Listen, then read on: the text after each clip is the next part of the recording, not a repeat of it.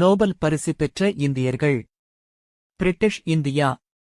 Rabindranath Tagore 1913. CV. Raman 1930.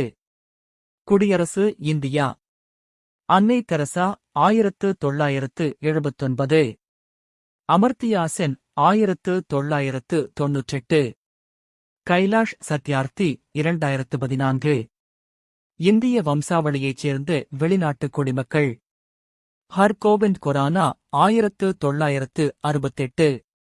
S. Chandrasekhar 1983. We. Ramakrishnan 2009. Abhijit Banerjee 2019.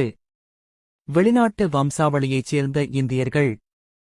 Ronald rose 1902. Rudyard Kipling 1907.